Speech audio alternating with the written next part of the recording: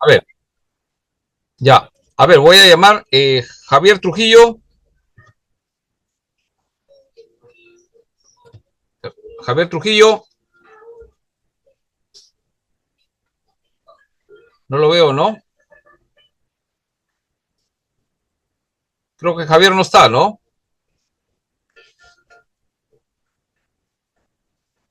Ya, Todavía no llega, creo. Está en todavía camino, no. creo. Ya.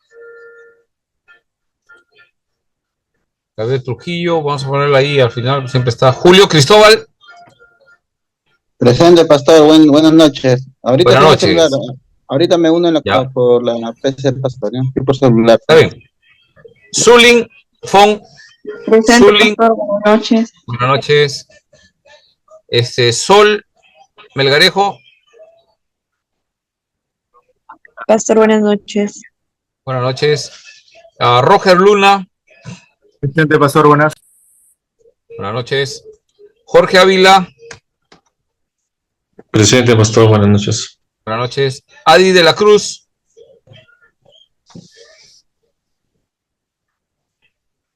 Adi de la Cruz. Cristian Villalta, Presente, pastor. Buenas noches. buenas noches. Brian Estrada, Presente. ya. Julio Blas, Presente, pastor, buenas noches. buenas noches. Wilson Chapa, Presente, pastor. Buenas noches. Disculpe, mi cámara buenas está noches. muerta, no lo enciendo. De mi... Ya. Leoncio Díaz, Presente, pastor. buenas noches. Buenas noches con todo.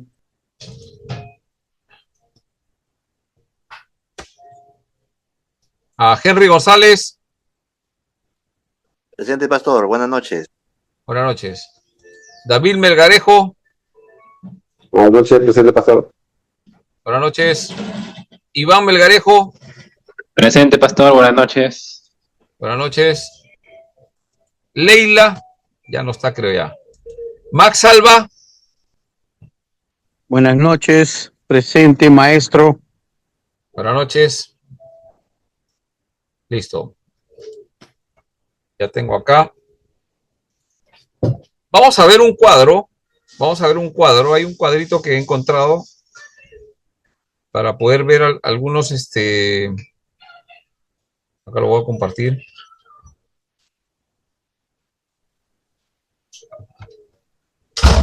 Ya. ¿Se puede ver? Sí, sí se ve. ¿Ahí mejor? Ya. Sí, pastor. Se ve mejor. Este es un cuadro comparativo. Habíamos visto algunas cosas en las clases anteriores con respecto al tema de la salvación, ¿no? El tema de la salvación tiene que ver con una sola controversia. Otras no creo que no hay dificultad en ese sentido. Son dos. Cuando hay una controversia es cuando dos enseñanzas chocan, se contradicen, por eso se llama controversia, ¿no? Entonces, acá hay un debate teológico, ¿no? Ahora, recordemos que siempre el tema teológico, o sea, la teología, pues, puede tener errores, ¿no? Porque es humana. Lo que no tiene errores es la Biblia. La teología siempre, de alguna forma, es el entendimiento del ser humano acerca de lo que el Señor dice en su palabra. Entonces, cuanto más exactos seamos, es la idea, ¿no? Ser lo más exactos, ¿no? Entonces, he encontrado acá este cuadrito.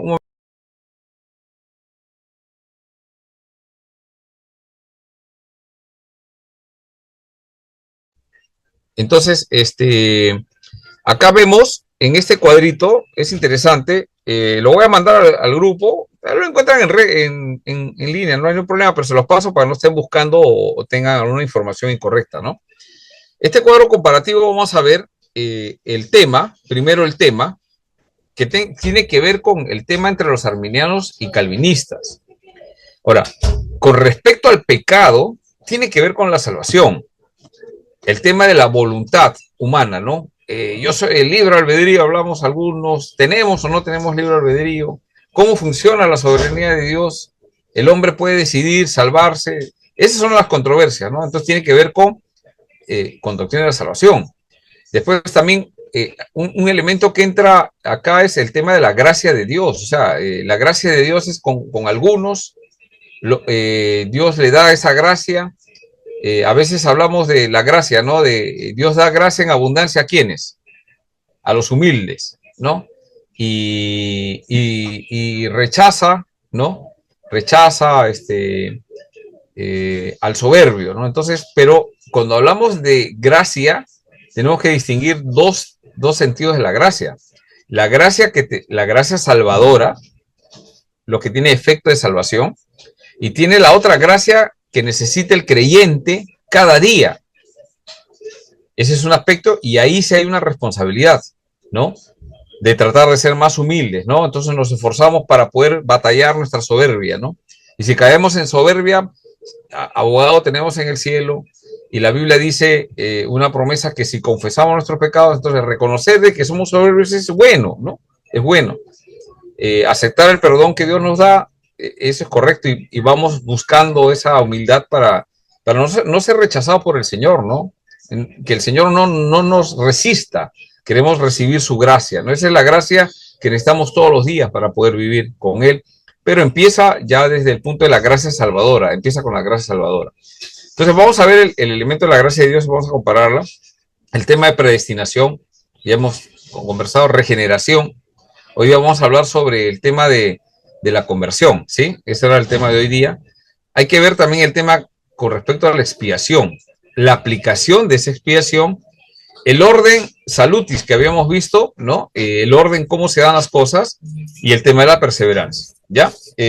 Un momentito que quiero regular acá el parlante, un segundito, por favor.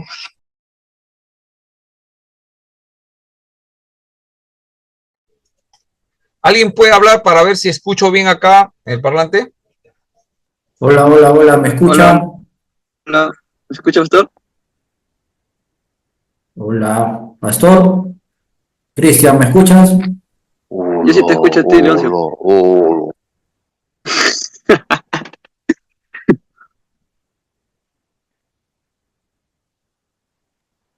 Espíritus del más allá, vénganse más acá.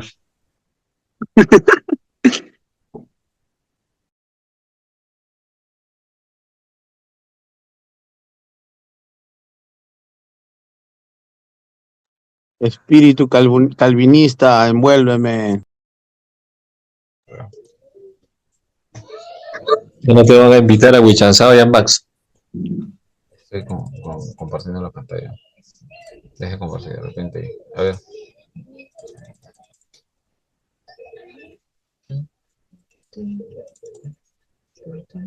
¿No lo conecta?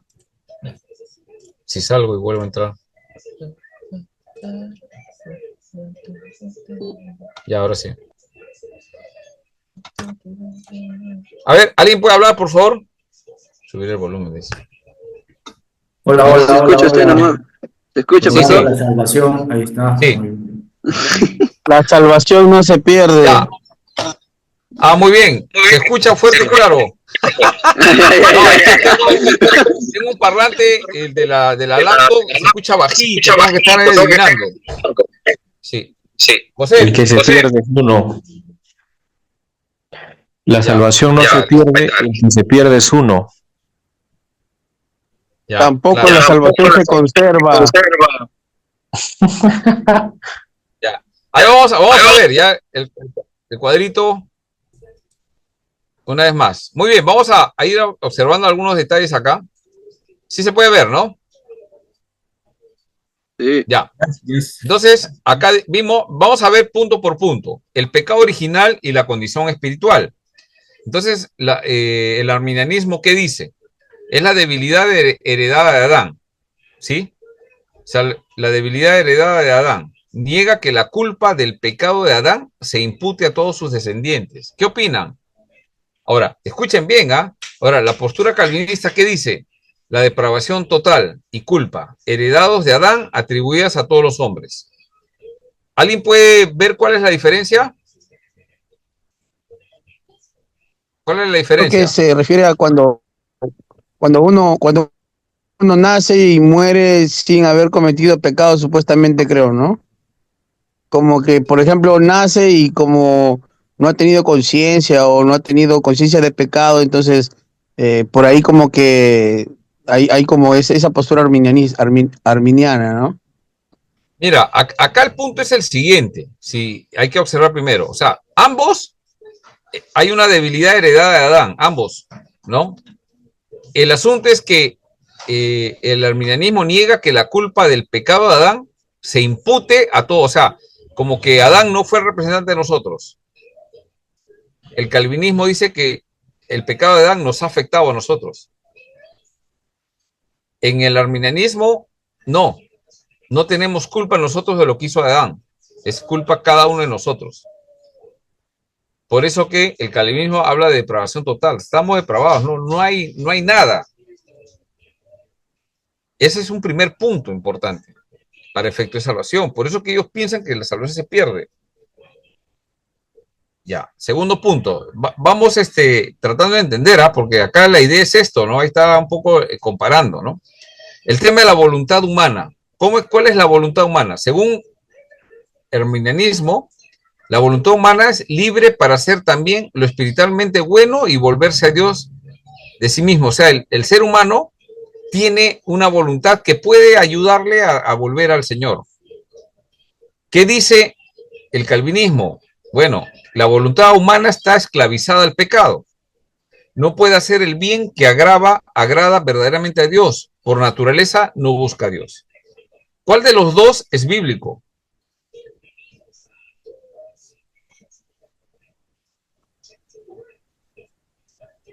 ¿Aló?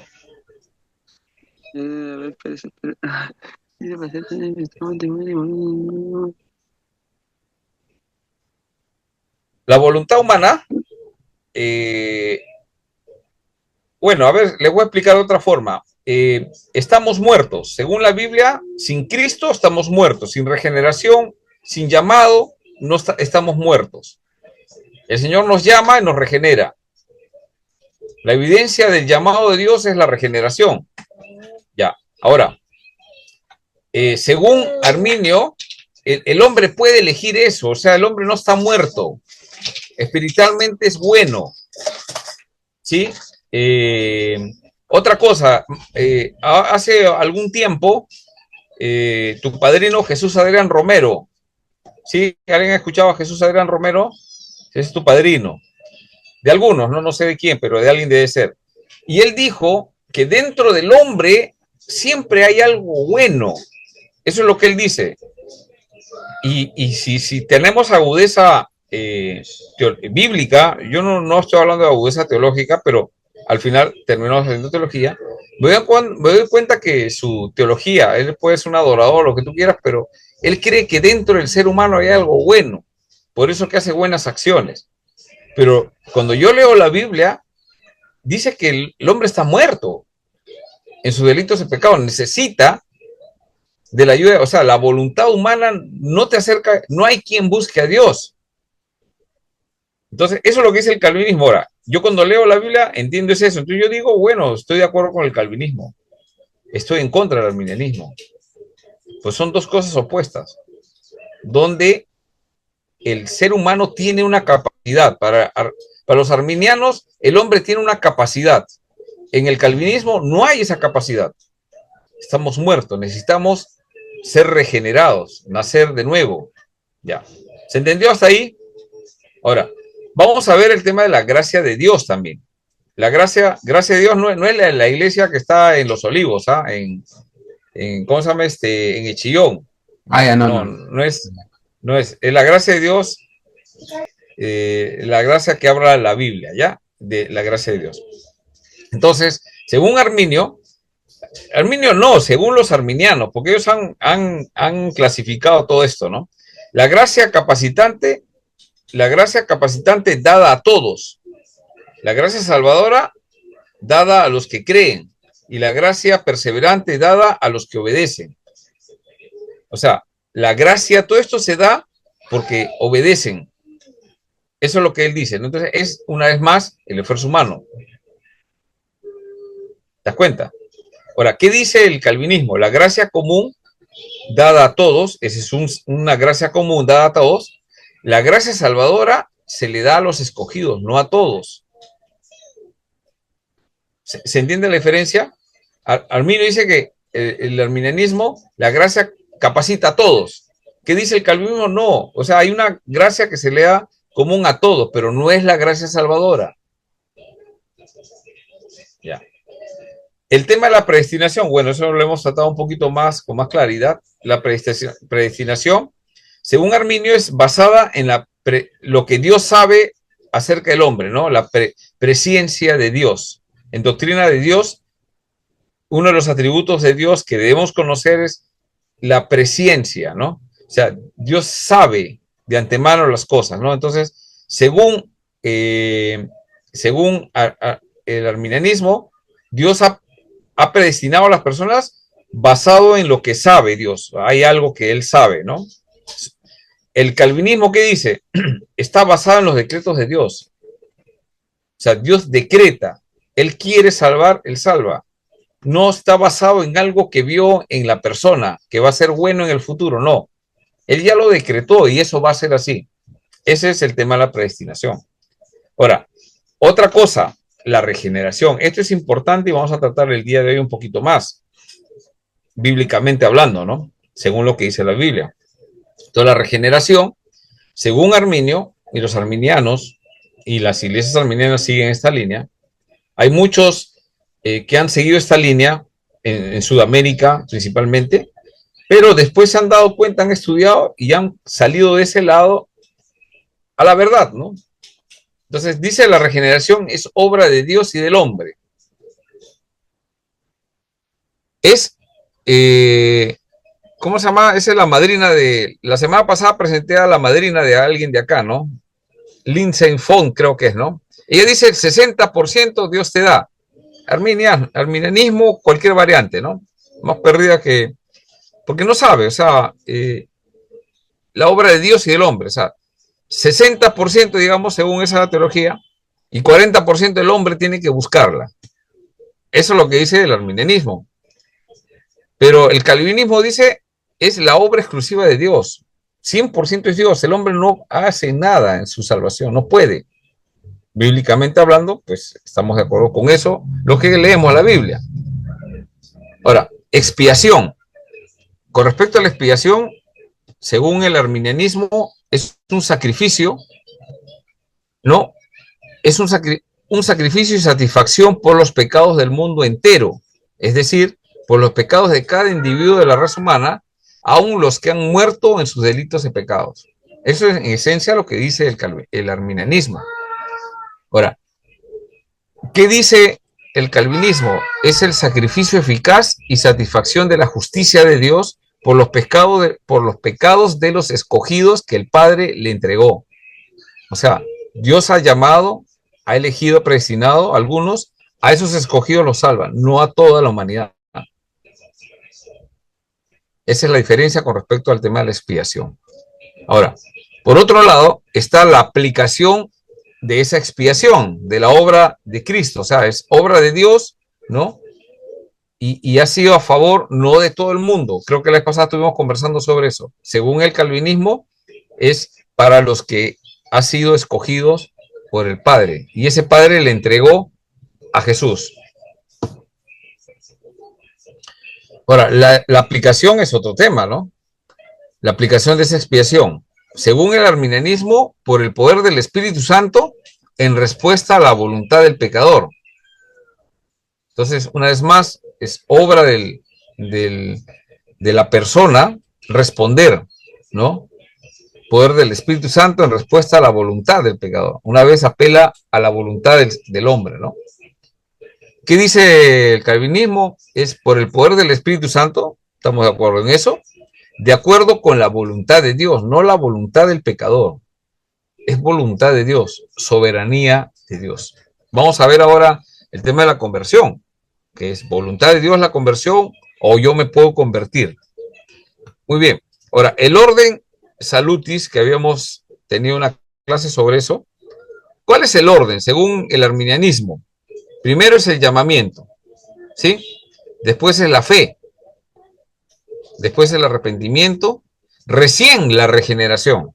O sea, la fe, el arrepentimiento, Dios llama, estamos de acuerdo, viene la fe de la persona y el arrepentimiento que sale de la persona, del mismo, y eso le da la capacidad de regenerarse. Como ya se regenera, ahora se justifica, puede perseverar y glorificación. Acá el punto está en el tema de la regeneración, el orden de esa regeneración. Ahora vamos a ver qué dice el calvinismo. Primeramente, para ver la Biblia, hay que ver que Dios elige, hay una elección.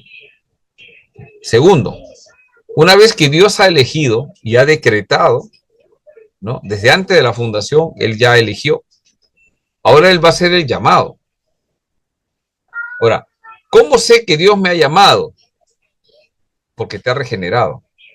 Entonces, el llamamiento de Dios acaba con una conversión, que es la regeneración.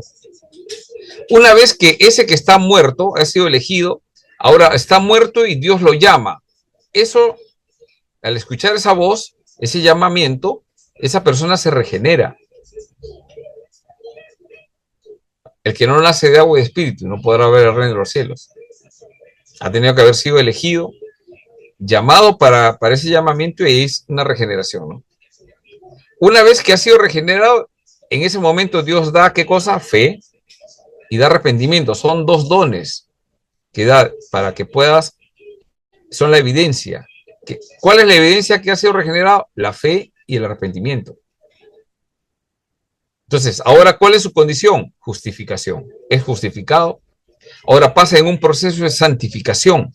En esa santificación, el creyente verdadero, según Calvino, persevera. ¿Cómo sabemos que alguien tiene fe verdadera? Porque cree. ¿Cómo sabemos que tiene arrepentimiento? Se arrepiente. ¿Cómo sé que persevera? O sea, ¿cómo sé que Dios le ha dado el don de perseverar? Porque está perseverando. ¿No? No es perfecto, se cae y es levantado por el Señor. No es dejado ahí. No es que la semilla cayó en espinas. No es que la semilla cayó en piedras. No cayó en el camino. Cayó en buena tierra. Por eso que persevera. Es evidencias, ¿no? Y por consecuencia, pues la glorificación, que eso todavía no se ha dado. Estamos en el proceso, nosotros como cristianos, o los verdaderos, estamos en el proceso de santificación, ¿no? Es todo un proceso, donde si caemos, pues podemos confesar nuestros pecados.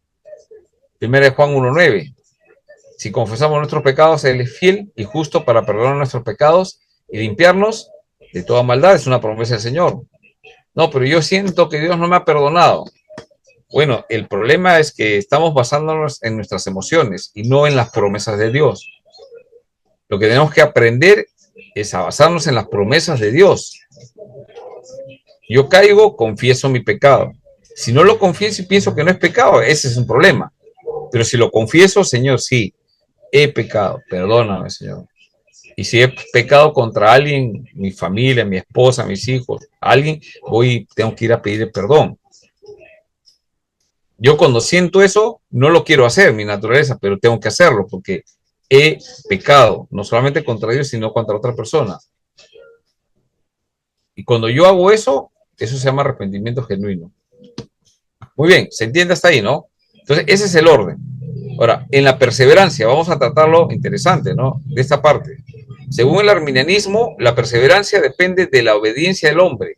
O sea, la perseverancia depende de la obediencia. O sea, desobedezco y pierdo la perseverancia. Eso es incoherente, no tiene coherencia con la Biblia. ¿Qué dice el calvinismo? Los escogidos perseveran en fe y obediencia hasta el fin por la gracia de Dios. O sea, la gracia de Dios es esa gracia, primero la salvadora, que habíamos hablado, pero ahora una gracia que todos los días nos ayuda a perseverar. No solamente nos salva y nos deja, sino nos salva y nos ayuda. Eso se llama perseverancia, hasta llegar a ese día que Dios ha planificado, que es su segunda venida, y experimentemos la resurrección, ¿no? Muy bien. Este es, a grosso modo, ahorita voy a ver si lo cierro para poderlo enviar. ¿Preguntas sobre esto?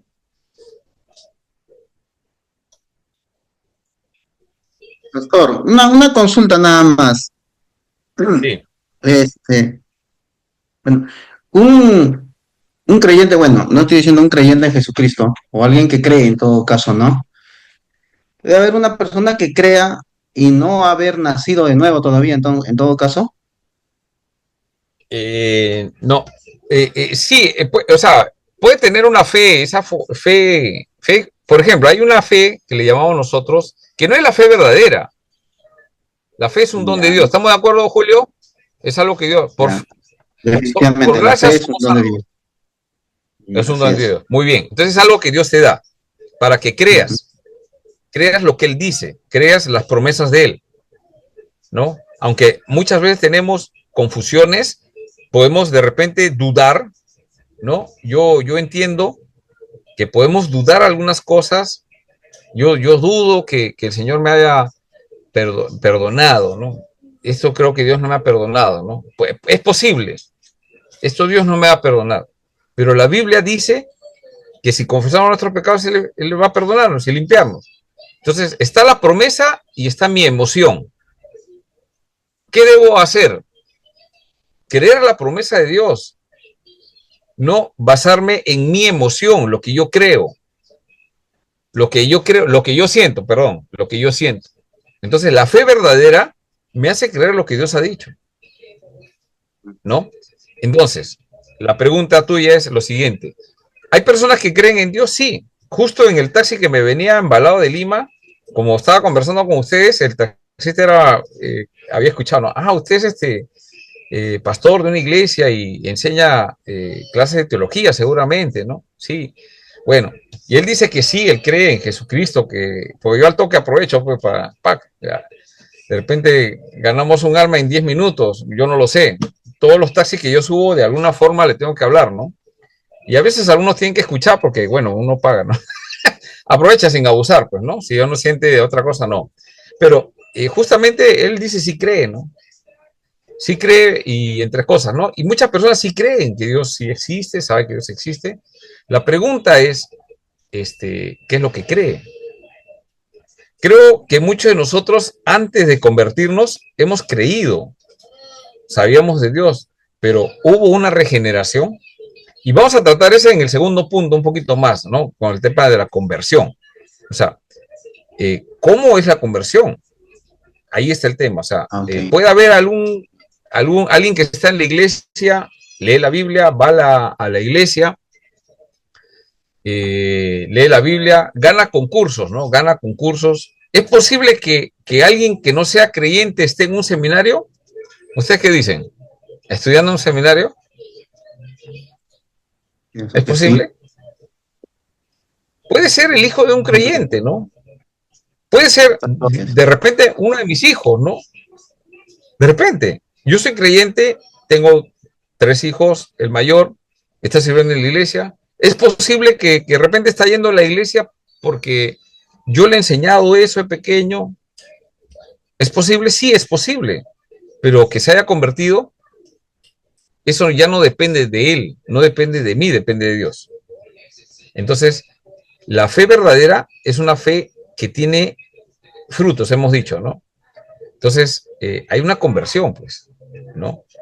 Ya el pecado es como algo que nos atrae, pero que no debemos orientarnos por ahí, ¿no? Ahora, no hay perfecto, ¿no? Ahora, es posible que alguien piense que es algo, sí, Julio. En el día final, con eso empezamos nuestras clases, ¿no? Con ese texto, ¿no?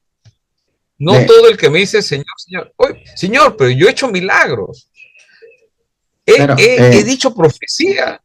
He sanado gente. He estado en actividades. No te conozco. Y ese es alguien, el que conoce al Señor es alguien que ha experimentado la fe para poderlo conocer, ¿no? El texto de Juan, a lo suyo vino. ¿Quién eran los suyos? Los judíos. Ellos se suponía que lo estaban esperando, pero los suyos no lo recibieron. Y cuando dice, más a los que le recibieron, ¿no? Sí, Julio. Le digo esto pasó porque, bueno, como ustedes saben, ¿no? Yo hace pocos años recién que he empezado a congregar en una congregación presbiteriana que estoy congregando allá en Filadelfia, pero antes he congregado, he estado en otra congregación. En esa congregación no se ha tenido una postura tan, bueno, tan calvinista, ¿no? Ni arminiana tampoco. En todo caso, no eran de las congregaciones que de repente tomaban una postura neutral o adoptaban de las dos posturas, porque según veo, o sea, casi todas las congregaciones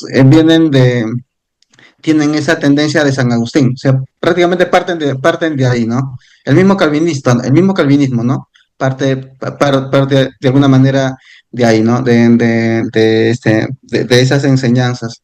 Entonces, ahora, le digo esto porque en la congregación donde estoy, por ejemplo, ahorita ya yo estoy empezando a conocer nuevas cosas, nuevas enseñanzas, pero tengo amigos y tengo familiares que todavía están congregando allá.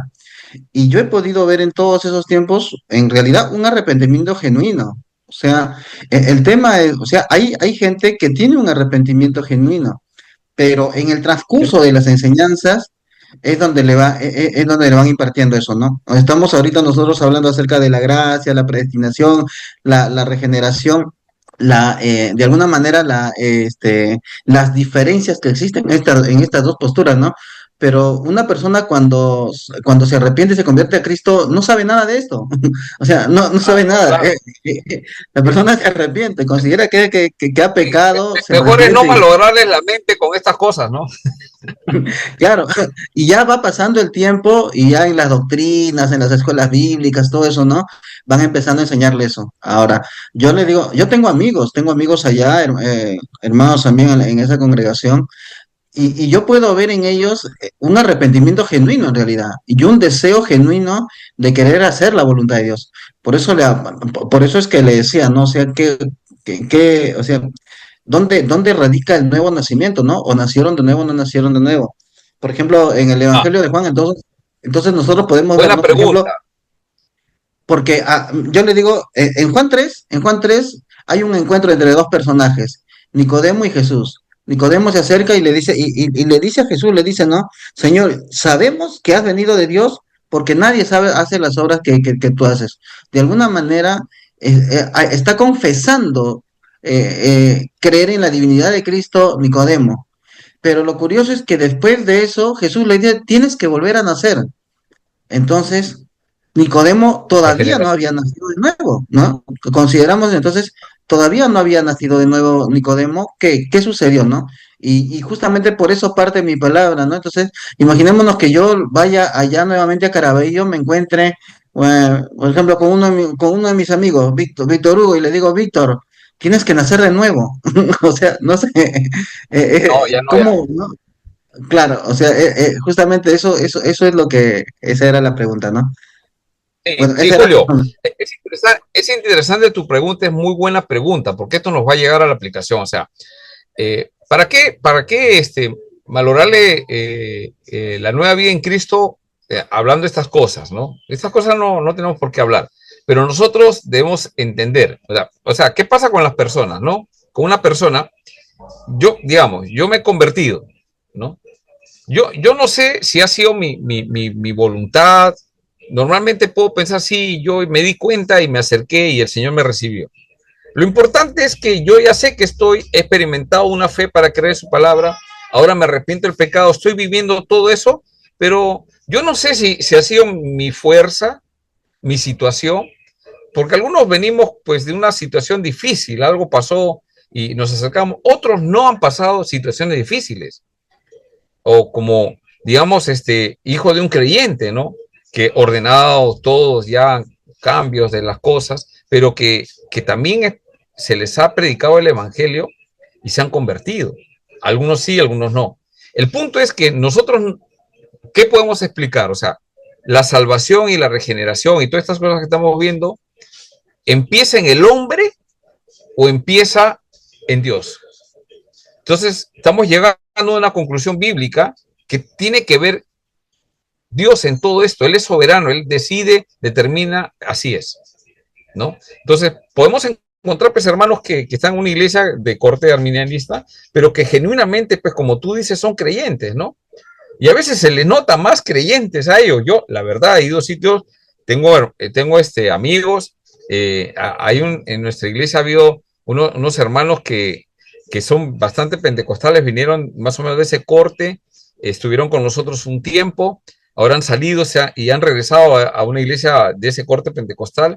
Oye, qué bien, yo me siento contento con ellos, ¿no? En particular con una de esas jovencitas que conmigo le he discipulado y ahí está creciendo, habla bastante sobre el espíritu, veo evidencias de su vida, ¿no? Se ha conservado pura hasta el matrimonio, se ha casado con un muchacho, está en el ministerio, está haciendo la cosa, yo digo, eso es, ¿no?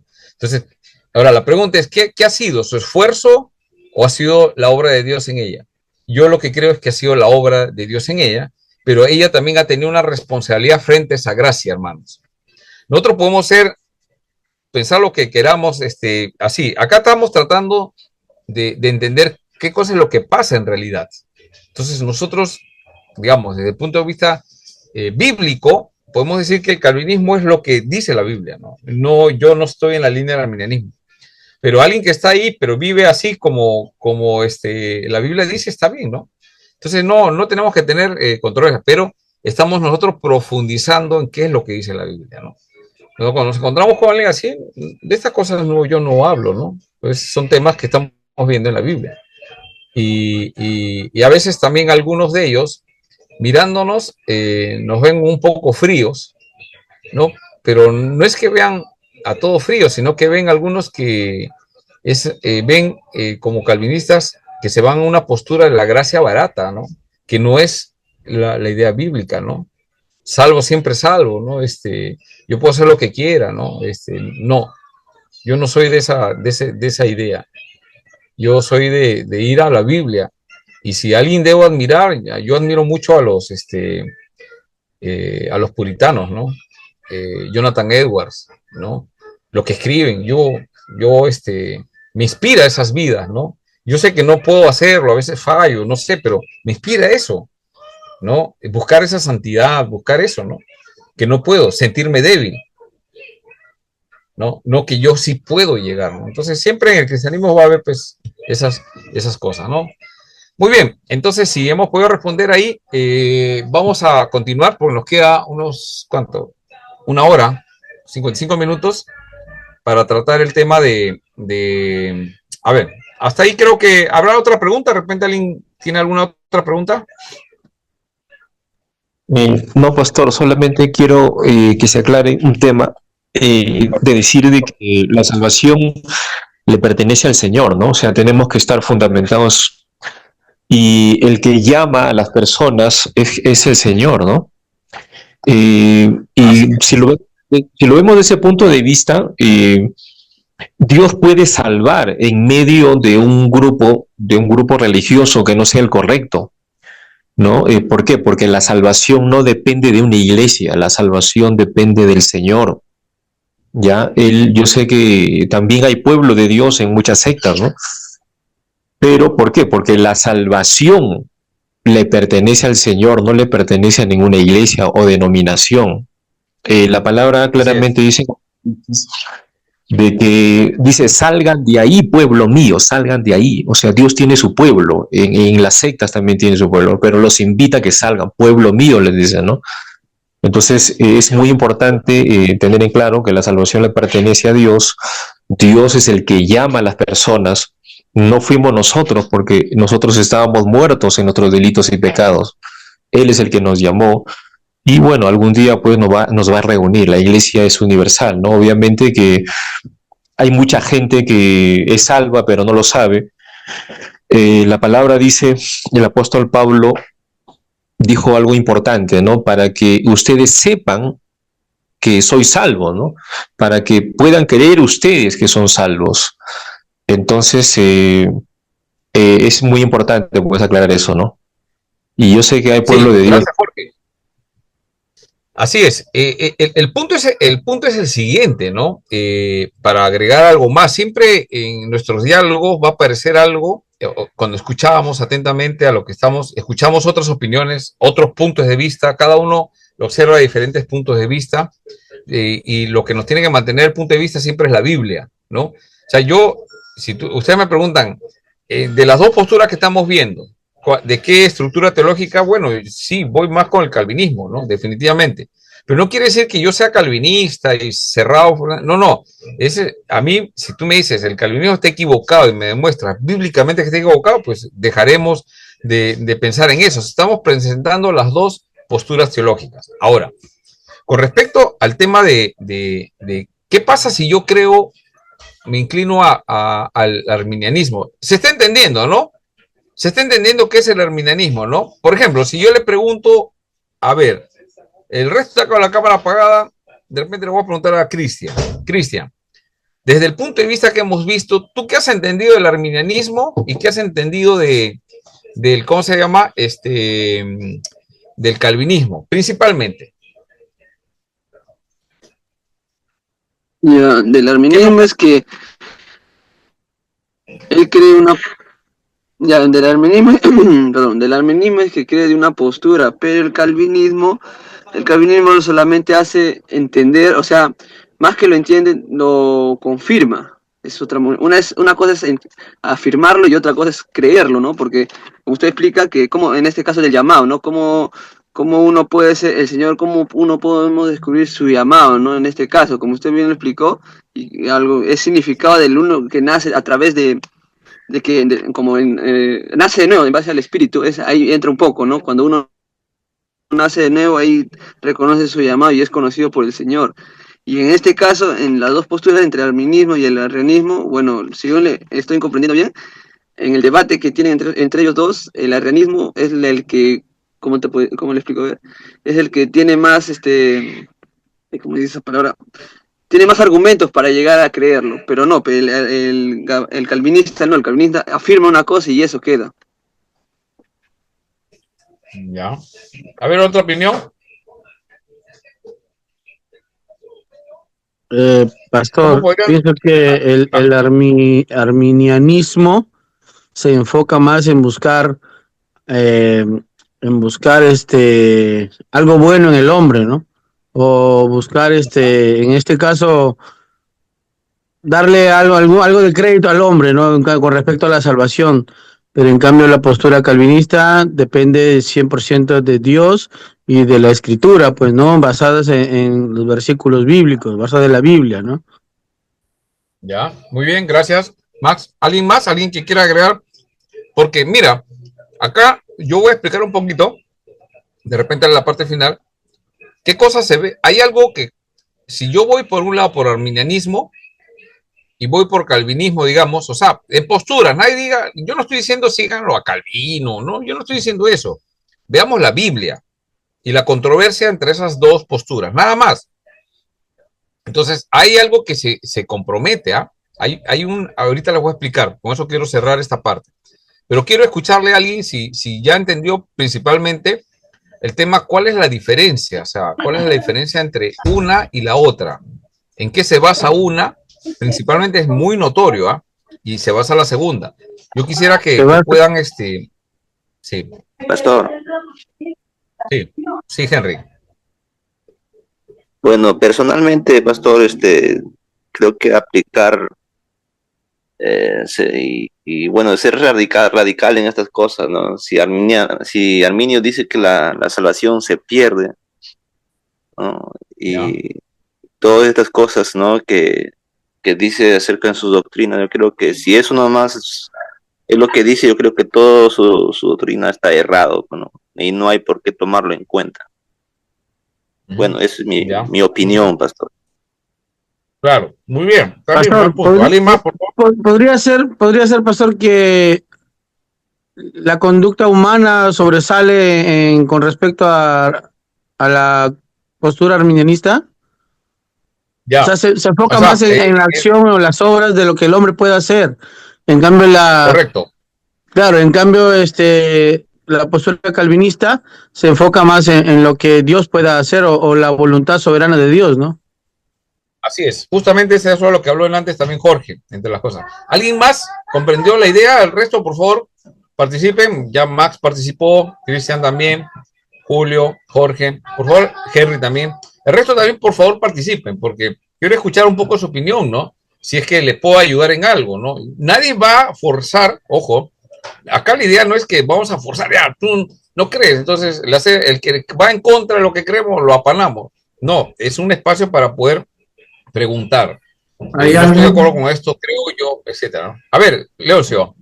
bueno, hay algo que no sé, yo le veo en la mente de las personas cerradas, no disculpando la expresión, pero, o sea, yo no entiendo por qué idolatran tanto a Calvino o a Arminio, ¿no?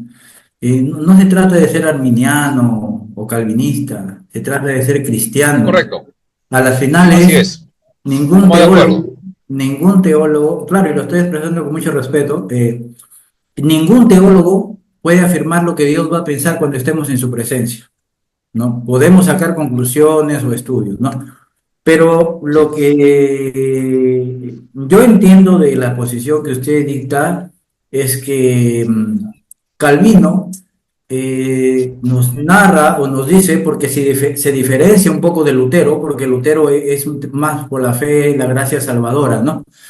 Incluso el tema de su libro de la Concordia de Lutero, creo, o cómo fue hecho la confesión de Westminster, que también la está escuchando, narra del poder de Dios, la soberanía de Dios para con el hombre, pero eso es una gran preocupación porque solamente nos salvaremos los presbiterianos, o cuántos presbiterianos predestinados se salvarán de los que congregamos. Entonces, vamos a caminar bajo la predestinación de Dios, bajo la soberanía de Dios, bajo la potestad salvadora de Dios, ¿no? A diferencia de Arminio, que dice que Dios te da el regalo, pero depende de ti conservarlo, ¿no? Y ese es algo Así muy es. preocupante porque nadie podría conservar ¿no? De repente Eso es correcto. me peco y me da un paro cardíaco y morí en pecado. Sí, eso que lo has explicado en forma sencilla. Muy bien, Leo. Es excelente tu explicación. Ahora, Adi, creo que ha levantado la mano. ¿Quiere escucharle? Sí, buenas noches, hermanos, pastor, buenas noches. Sí, bueno, ¿Cómo en realidad estás? coincido con los comentarios de los hermanos porque en realidad, bueno, como nos ha explicado en clase, ¿no? La verdad es la primera vez que escuchaba acerca del arminianismo. Antes había escuchado a los hermanos del seminario en el viaje que habíamos tenido acerca del arminiano y yo decía, ¿qué es arminiano? Porque suena como a reptil o algo así. Pero luego, ahora en esta clase recién he podido entender qué significa ser arminiano, ¿no? O tener esa postura. Acerca de Calvino yo había escuchado por el tema de la reforma, pero por lo que he entendido, ¿no? El arminianismo tiene una postura tal vez, ¿cómo le dicen? Si el calvinismo es teocéntrica, ¿no? Porque se está basando bastante en lo que Dios hace, tal vez Arminiano se basa mucho en lo que el hombre puede hacer, ¿no? Acerca de la libre elección, que el hombre elige, el hombre decide, puede rechazar, entonces le da cierta potestad al hombre que realmente no tiene, ¿no? Y que tampoco tiene sustento bíblico acerca de la depravación total también, ¿no? Porque mientras Calvino, o tal vez, como dice el hermano, no es para idolatrar una postura o un personaje, pero sí la Biblia rescata hablar acerca de una sana doctrina. Entonces tal vez por eso es que podríamos coincidir con Calvino acerca del tema de la depravación total del hombre, de la elección que tenemos, ¿no? Como cristianos, acerca de la fe salvadora, de la redención y la gracia irresistible, ¿no?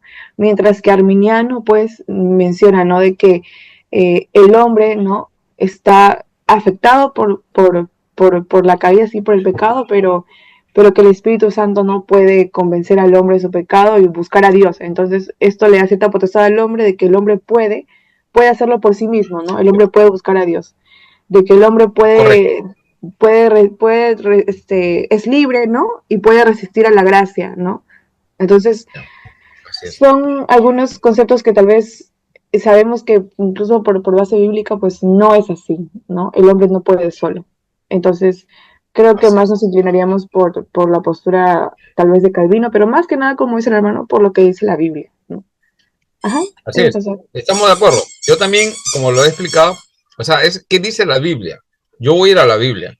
A ver, a mí, Calvino, ni Arminio, sino que lo que estoy presentando acá es que existen estas dos posturas y son claras.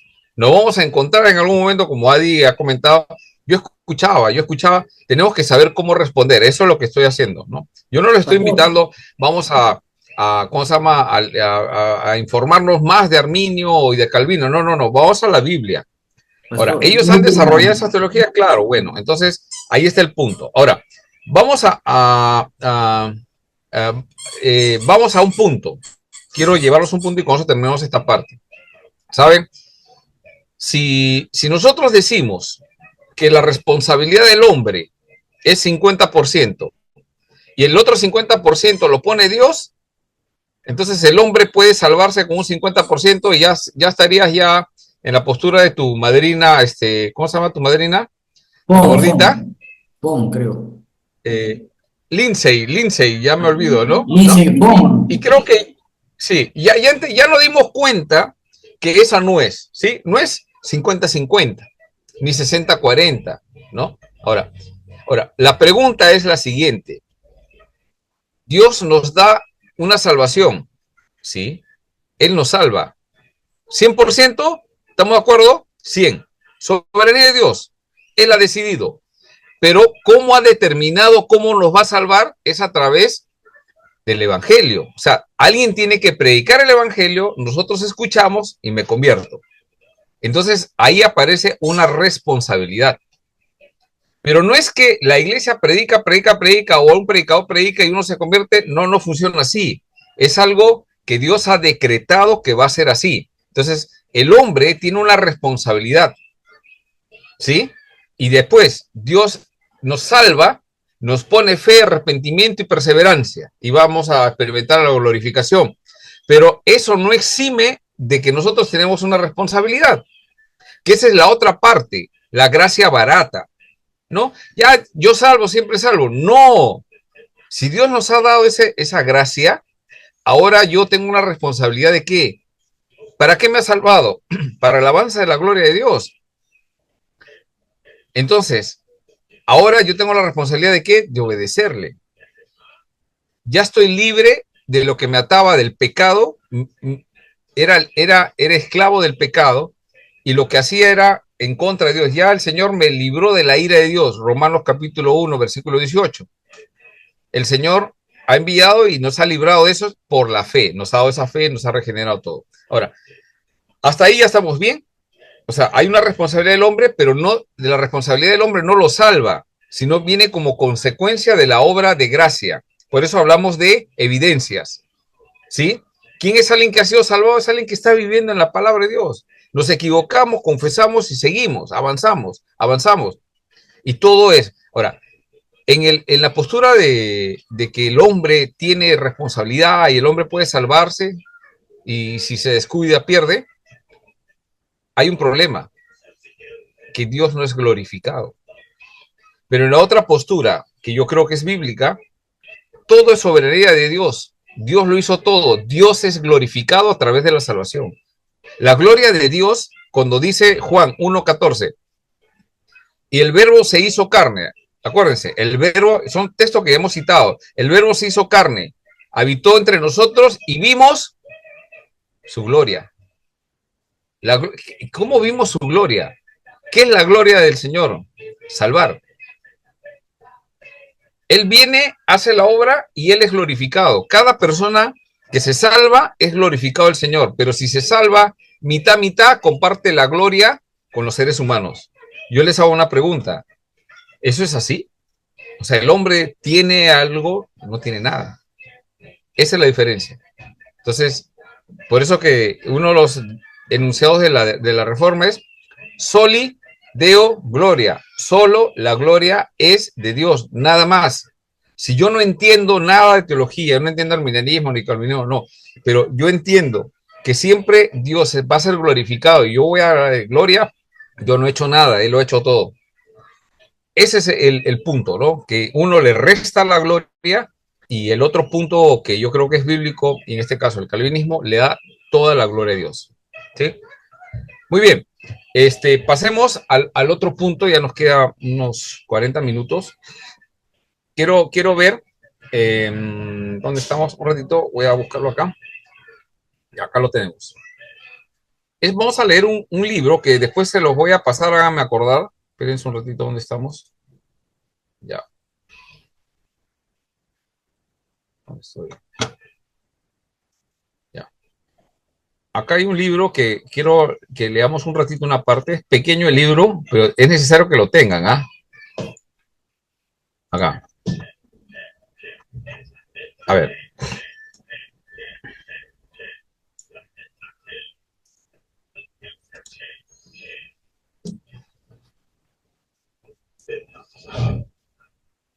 A ver, este libro se llama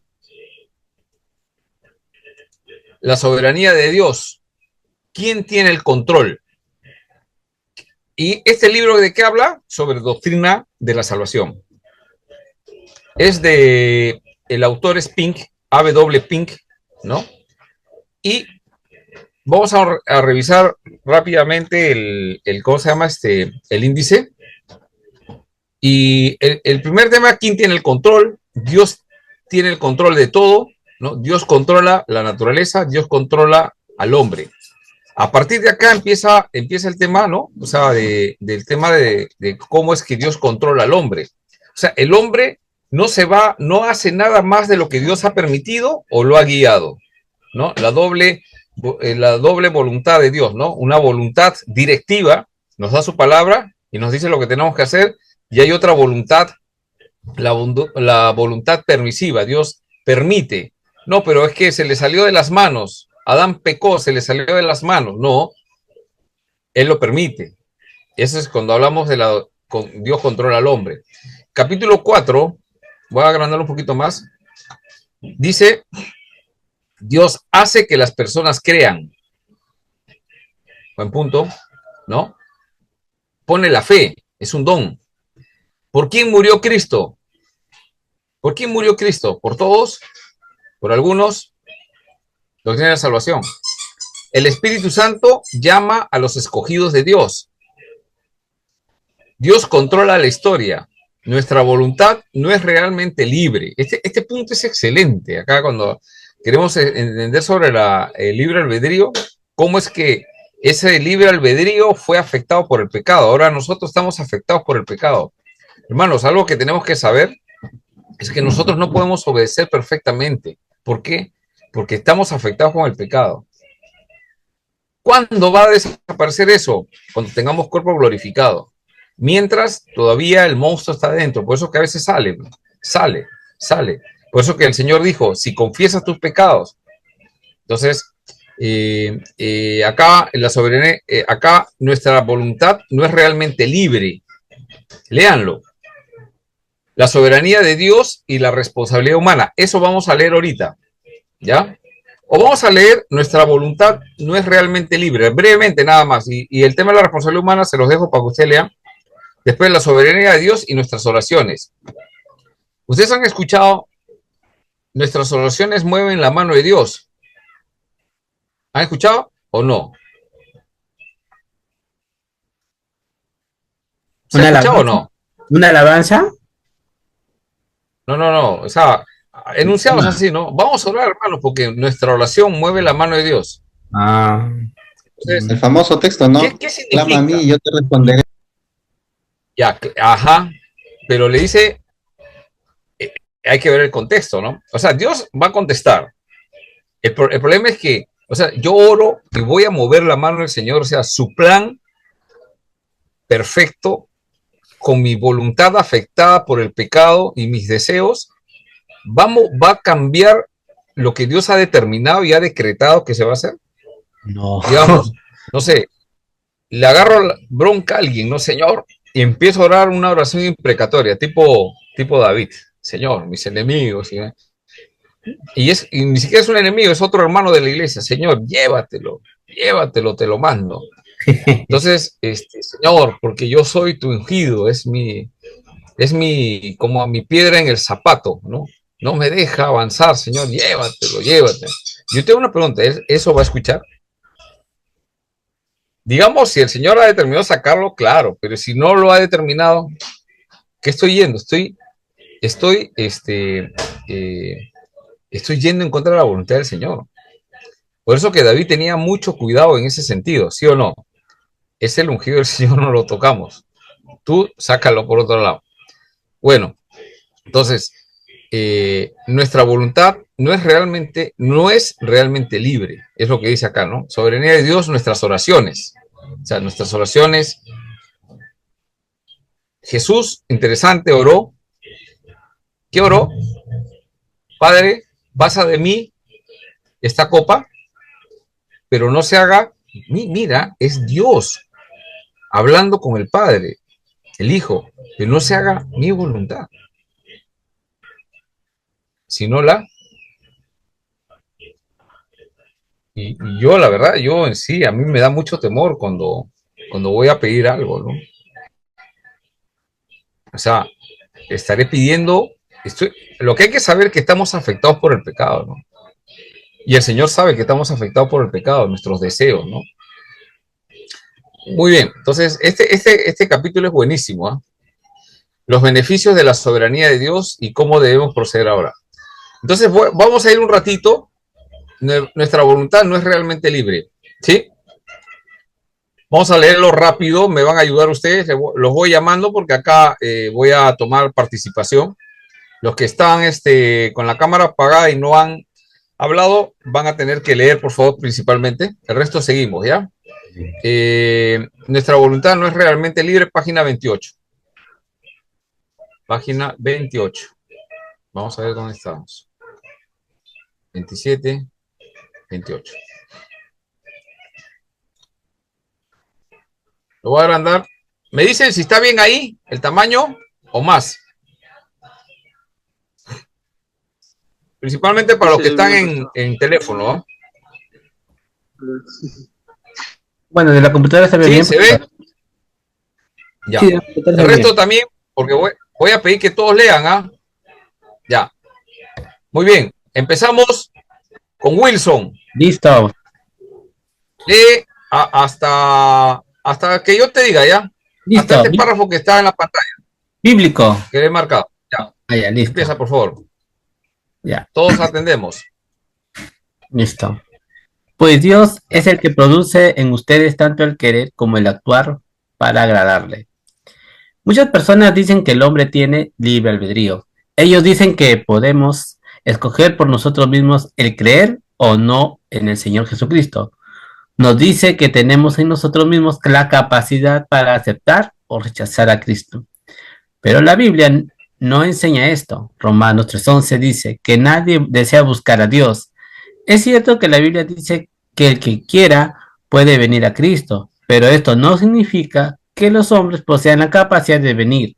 De hecho, la Biblia dice claramente que tiene la capacidad para venir a Cristo.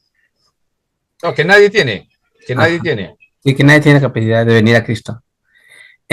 Romanos 8:7 dice, nos dice que nuestra naturaleza caída está en enemistad contra Dios. Juan 15:18 dice que el mundo odia en forma natural a Dios. Y lea estos versículos por sí mismo y vea que esto es bíblico. Muy bien, hasta ahí vamos leyendo, al final hacemos un comentario.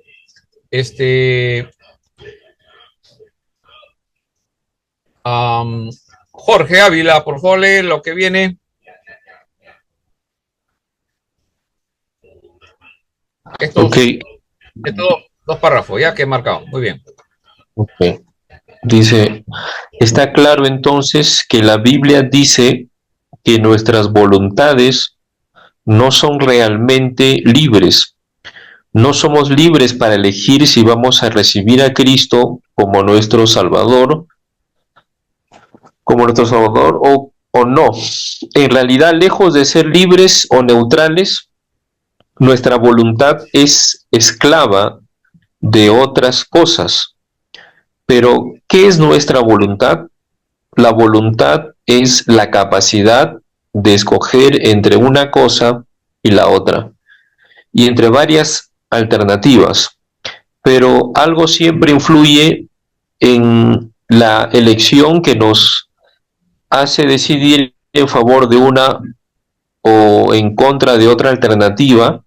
Eso significa que nuestra voluntad es como una sierva de aquellas cosas que la influyen en su decisión. Por lo tanto, nuestra voluntad no puede ser libre. Ujú. Eh, Muy bien, gracias, hermano. Ahora, a ver, Max, por favor, lee este párrafo.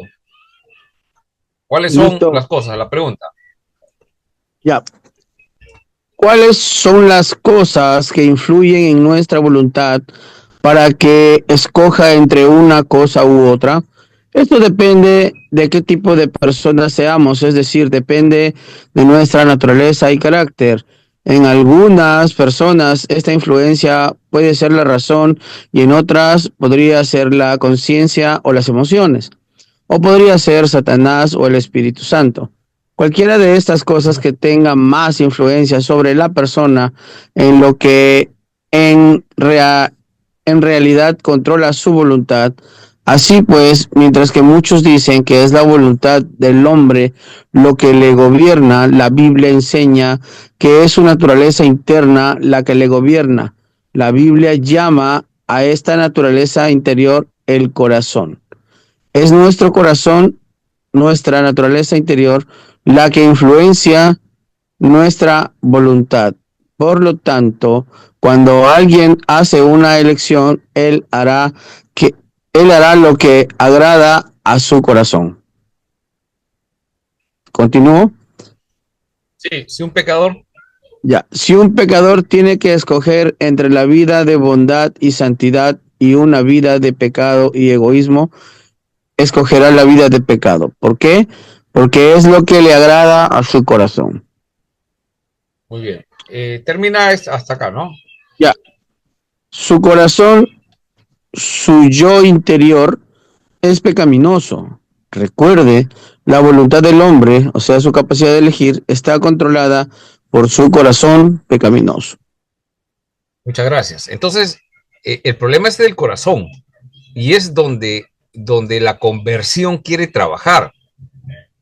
Por eso que el Señor en su palabra dice, ama al Señor tu Dios con todo. ¿Y con qué empieza? Con todo tu corazón. Corazón. Interesante, ¿no? Muy bien, avanzamos. A ver,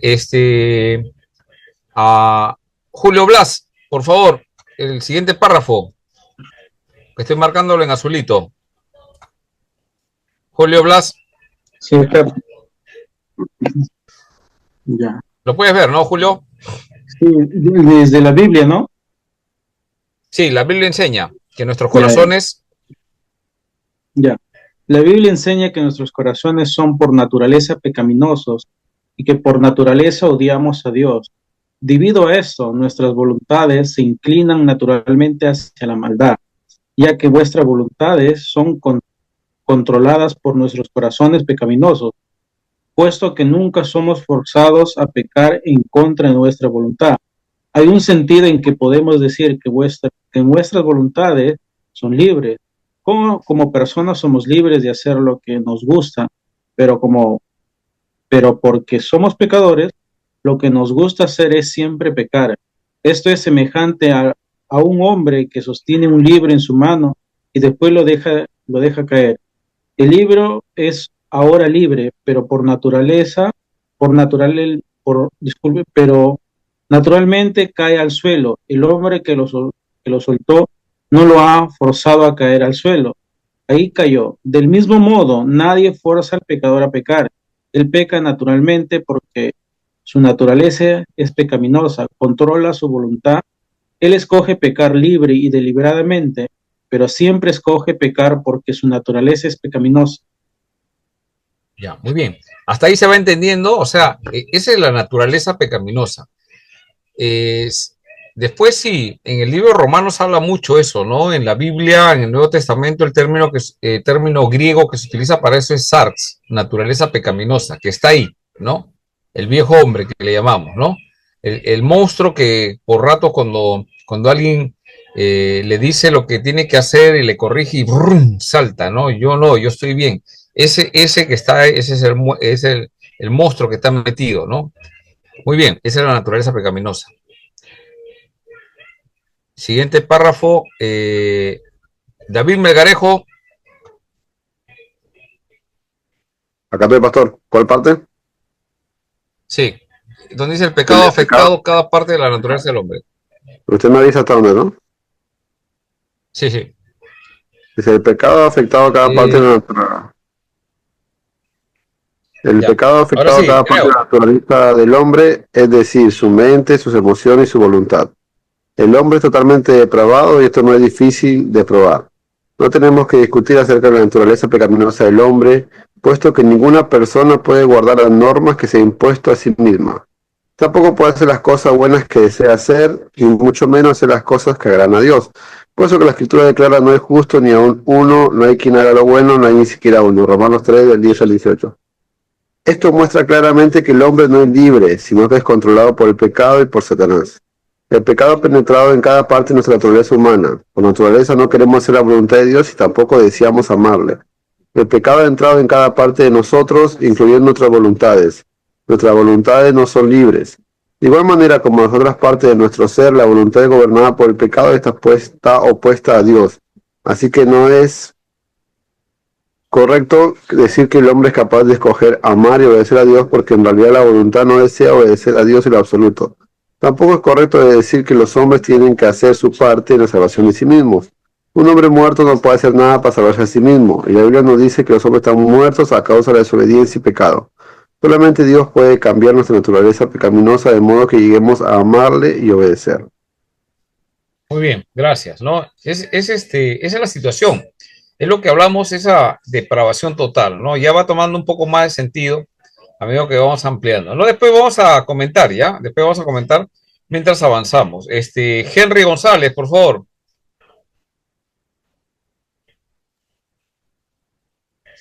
Desde Hemos, pastor.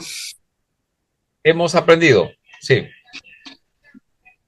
Hemos aprendido que Dios tiene control de todas las cosas. Dios el Padre escogió salvar a ciertas personas de sus pecados. Jesucristo murió para salvarlos y el Espíritu Santo les da vida espiritual en la salvación de su pueblo y en su control de todas las cosas. Dios obra de acuerdo con su propósito determinado. Ninguna persona puede escoger si será salva o no, porque su voluntad es por naturaleza mala y no desea lo que es bueno. Es decir, si Dios nos dejara a todos a los deseos de nuestra propia naturaleza, entonces ninguno sería salvo, sino todos perdidos. Solo Dios puede hacer que una persona desea ser salva de sus pecados. Muchas personas desean escapar de las consecuencias de sus pecados, pero nadie por naturaleza quiere dejar el pecado, ni ser salvo de su control y dominio. Es por lo tanto que la Biblia enseña que el arrepentimiento y la fe son dones que Dios concede solo a sus escogidos. Vea, por ejemplo, en los pasajes. Los textos. Los textos. Muy bien, gracias, Henry. Gracias, Henry. Entonces, esa es la situación. El hombre no es libre. Está siendo controlado por su naturaleza pecaminosa, lo que le llamamos la carne, el sarx, ¿no? Y ahí es donde radica el problema en nuestro corazón. Siempre deseamos hacer lo malo, depravación total. Y el Señor tiene que hacer algo, porque no podemos buscar a Dios. Entonces, Él interviene y nos regenera. Pero siempre hay esa tendencia de buscar lo malo, siempre, ¿no? Pero hemos sido justificados por la sangre de Jesucristo. Estamos ahí. Y por esa razón, pues, tenemos que confesar pecados reconociendo, ¿no? Que es una señal de eso.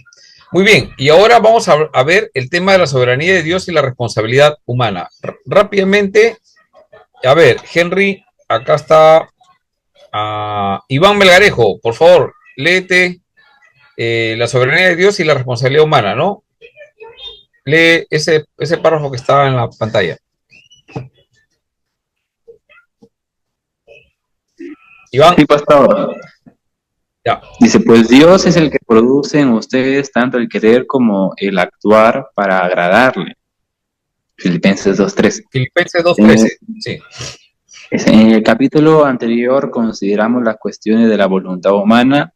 Hemos visto que la voluntad del hombre natural no es soberana ni tampoco libre, sino más bien es la sierva de su naturaleza caída y del pecado. No es posible sostener la doctrina bíblica de la depravación humana a menos que uno sostenga también el concepto bíblico de la esclavitud de la voluntad humana. Hasta que sea enseñado por Dios, el hombre natural negará que el pecado haya esclavizado tanto su mente como sus emociones y su voluntad. El hombre caído se jacta de su libre albedrío, cuando en realidad está en servidumbre al pecado y es llevado cautivo a la voluntad de Satanás. Vea en 2 Timoteo 2:26. Pero si la voluntad del hombre natural no es libre, ¿significa entonces que no es responsable por sus hechos? ¿Acaso Dios no puede inculparle por su orgullo, rebeldía e incredulidad? Ya. Buena pregunta, ¿no? O sea, ya, Dios hace todo, el hombre está depravado, listo. Entonces, ahora, ¿no es responsable? Eso es lo que ahora se va a responder. Iván, estás con Zuling, ¿no? Sí, pastor, aquí también está su link. Ya, a ver, que lea estos dos párrafos, por favor, que están en la pantalla. Zuling.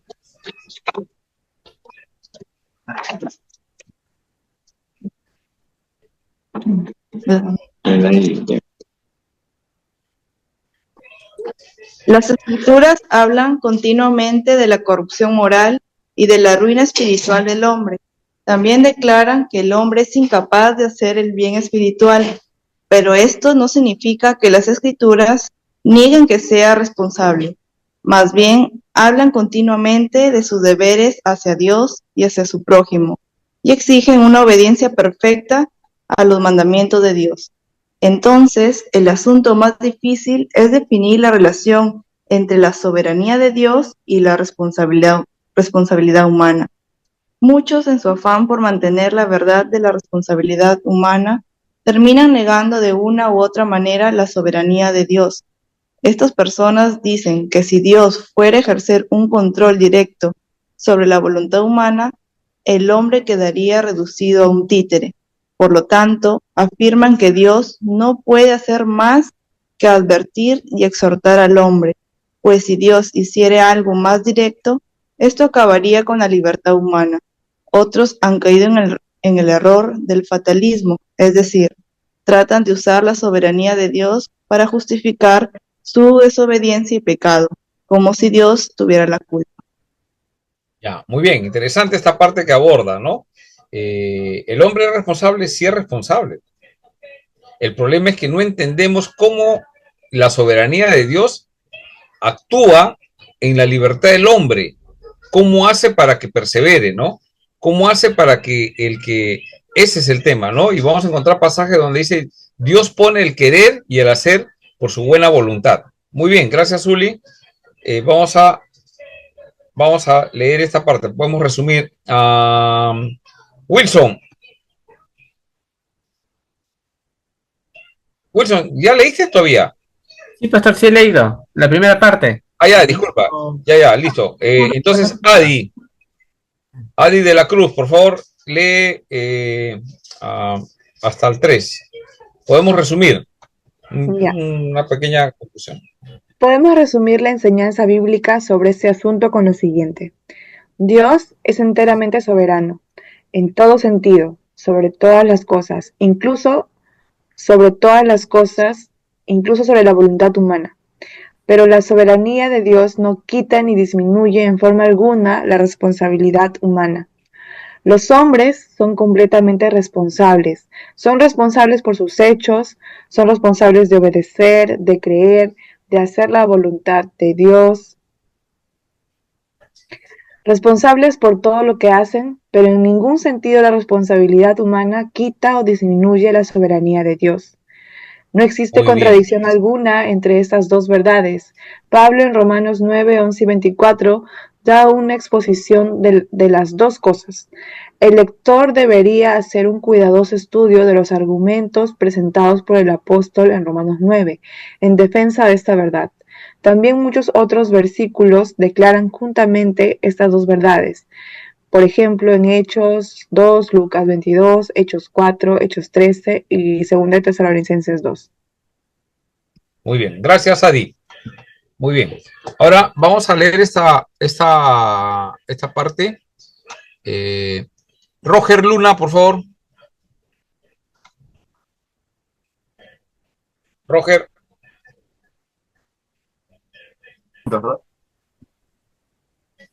Profesor. Sí, para que pueda leer esta parte, por favor. Claro. En este capítulo trataremos con las siguientes preguntas. ¿Cómo puede Dios detener a algunos hombres de hacer lo que ellos quieren e impulsar a otros a hacer lo que no quieren, y al mismo tiempo preservar su responsabilidad? Es decir, considerarlos responsables. 2. ¿Cómo puede el pecador ser responsable de hacer lo que por naturaleza es incapaz de hacer, o por no hacer lo que es incapaz de hacer? Número 3, ¿cómo puede Dios decretar que los hombres hagan ciertos pecados y después hacerlos responsables por cometerlos? Y número 4, ¿cómo puede el pecador ser responsable de recibir a Cristo y ser responsable por rechazarlo cuando Dios no lo ha elegido para ser salvo? Ya, muy bien. Son preguntas interesantes, ¿no?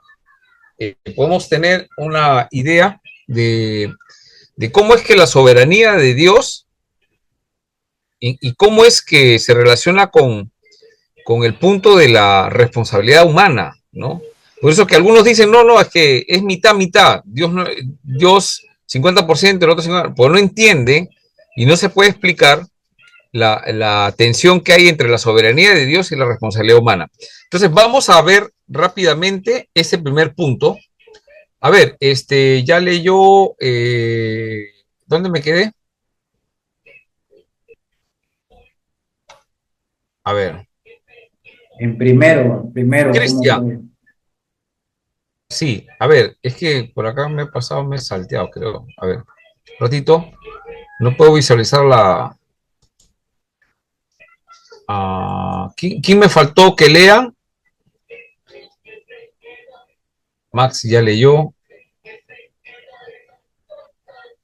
Brian Estrada, por favor, lee la primera pregunta y cómo es que la trata el autor. Por favor, primera pregunta, ¿cómo puede Dios detener al... ¿Hasta qué parte? La que está en la pantalla, pero dice primero. Hasta abajo. Y todo ese segundo párrafo, ya. Primero, ¿cómo puede Dios detener a algunos hombres de hacer lo que ellos quieren e impulsar a otros a hacer lo que no quieren y al mismo tiempo preservar su responsabilidad?